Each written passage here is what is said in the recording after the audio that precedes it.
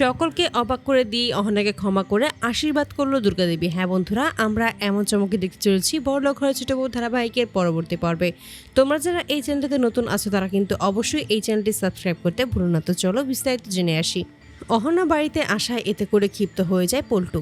সে কোনোভাবেই অহনাকে এই বাড়িতে থাকতে দেবে না এমনটাই বলতে থাকে দুর্গাদেবীকে। কিন্তু দুর্গাদেবী সকলের কথা উপেক্ষা করেই অহনার দিকে তাকিয়ে থাকে এবং অহনাকে জিজ্ঞেস করে যে তুমি সত্যি করে বলো তো তুমি কি বলতে চাও। ঠিক তখনই অহনা বলছে, আসলে মা, আমি আপনাকে একটা কথাই বলতে চাই, সেটা হলো আমি আসলে গিয়েছিলাম আমার বিএ এক্সাম দেওয়ার জন্য। এতে করে সকলেই অবাক হয়ে যায়। তখনই বড় ভাবিরা বলতে থাকে যে এটা কি হচ্ছে, এই মেয়ে কি পাগল নাকি, সমস্ত সত্যি কথা তো আজকেই বলে দিচ্ছে। এটা কিন্তু একদম ঠিক হচ্ছে না। এখন যে মা কী সিদ্ধান্ত নেবে সেটা একমাত্র মাই ভালো জানে।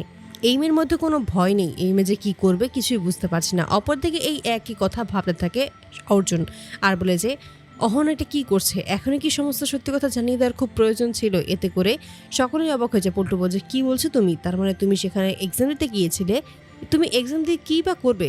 তখনই দুর্গাদেবী বলছে, তোকে আমি কোনো কথা বলতে বলিনি পল্টু, আমি ওকে জিজ্ঞেস করেছি, ও নিজেই আমাকে বলবে।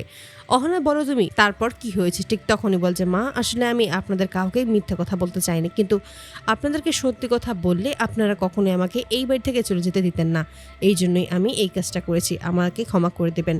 ঠিক তখনই পল্টু বলছে, এই সমস্ত জিনিস আমি আর মেনে নিতে পারছি না বড় মা, এবার আমি আর আমার মা এই বাড়ি ছেড়ে সত্যি চলে যাব।